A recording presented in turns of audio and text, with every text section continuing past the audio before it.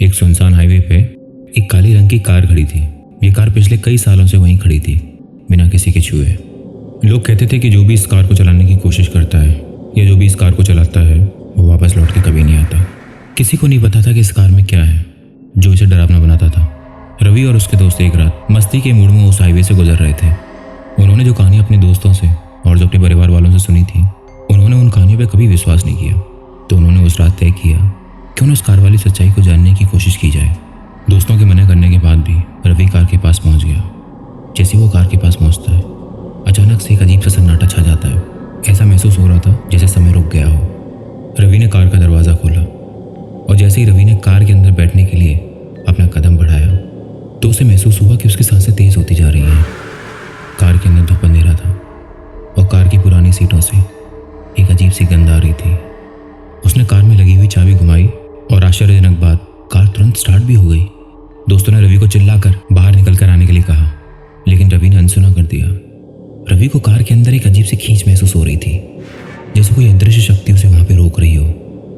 Car धीरे धीरे सड़क पे आगे बढ़ने लगी। जैसे ही रवि ने सड़क पे पहला मोड़ लिया, उसे कार के शीशे में एक परछाई दिखाई देती है। उसे महसूस हुआ कि उसके बगल में कोई बैठा है। एक ठंडी सांस उसके गर्दन के पास से गुजरी तो डरते डरते उसने दाईं तरफ मुड़कर देखा। वहां एक चेहरा था, एक बेहद डरावना चेहरा जो सीधा रवि की आंखों में घूर रहा था। रवि का चेहरा एकदम सफेद पड़ गया। वो चिल्लाना चाहता था, लेकिन उसकी चीख अंदर ही दब गई। रवि ने दरवाज़ा खोलने की कोशिश की, पर दरवाजे जाम हो चुके थे। अब गाड़ी की स्पीड खुद ब खुद बढ़ने लगी थी। अब रवि का दिल जोरों से धक धक कर रहा था। जैसे ही रवि ने अपने पैरों से ब्रेक दबाए, एक भयानक हंसी गूंजने लगी और वो समझ गया कि वो कार के अंदर फंस चुका है। अब कार की रफ्तार धीरे धीरे बढ़ने लगी थी। उसने पूरी ताकत से ब्रेक लगाने की कोशिश की, लेकिन अब उसका कार पे कोई नियंत्रण नहीं था। कार बस चली जा रही थी, पता नहीं किसी अनजान रास्ते की ओर। चारों तरफ अंधेरा था, सड़कें वीरान थी और हवा में एक ठंडक के साथ साथ एक अजीब सा भारीपन महसूस हो रहा था। अब मानो कार किसी अनजान रास्ते की तरफ दौड़ी जा रही थी। रवि की हालत खराब होती जा रही थी।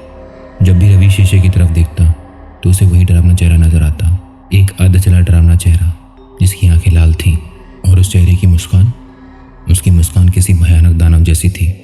उसकी हंसी अब कार में गूंज रही थी।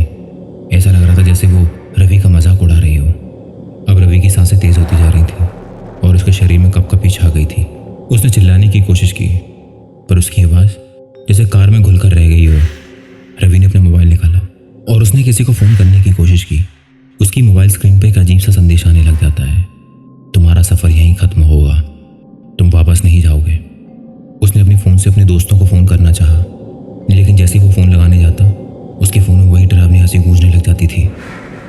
अब उसे लगने लग गया कि वो फंस गया है। कुछ ही देर के बाद कार अचानक से रुक जाती है। चारों तरफ सन्नाटा था और कार के शीशे से रवि ने झांकते हुए देखा कि वो एक अजीब सी उजाड़ हवेली के सामने जाके रुका था। इस जगह का नाम उसने पहले कभी नहीं सुना था और वो समझ नहीं पा रहा था कि उसे यहाँ पे क्यों लाया गया है। डरते डरते उसने दरवाज़ा खोलने की कोशिश की और इस बार दरवाज़ा खुल गया। बाहर निकलते ही रवि को ऐसा महसूस हुआ कि जैसे उसके कंधे पे किसी ने हाथ रख रखा है। हिम्मत जुटाकर रवि ने हवेली की तरफ देखा। एक बहुत पुरानी खंडरनुमा हवेली थी। उसके दरवाजे पे धूल और जाले लगे हुए थे। हवा में एक अजीब सी गंध थी और अचानक से हवेली के दरवाजे धीरे धीरे खुलने लगे और अंदर से एक जानी पहचानी हंसी की आवाज़ आ रही थी। वही डरावनी हंसी जो रवि ने कार में सुनी थी। रवि का दिल अब बहुत जोर जोर से धड़कने लगा था, लेकिन किसी अदृश्य ताकत के प्रभाव में रवि ने हवेली के अंदर कदम रखा और जैसे ही रवि अंदर घुसा, दरवाज़ा अपने आप बंद हो गया। अब उसके पास वापस लौटने का कोई रास्ता नहीं था। अंदर चारों तरफ अंधेरा था, सिर्फ एक कोने में एक रोशनी टिमटिमा रही थी। रवि डरते डरते रोशनी की तरफ बढ़ा और जैसे ही रवि ने उस कोने में पहुंचकर देखा, रवि की आंखें फटी की फटी रह गईं। उस कोने में वही कार खड़ी थी जिसकी वजह से वो इस मुसीबत में पड़ा था, लेकिन इस बार कार के अंदर कोई बैठा था। वही भयानक चेहरा जिसे उसने पहले देखा था। वो चेहरा रवि की तरफ देख रहा था और उसकी आंखें लाल हो चुकी थी, मानो वो चेहरा रवि की आत्मा को छीनने की कोशिश कर रहा हो।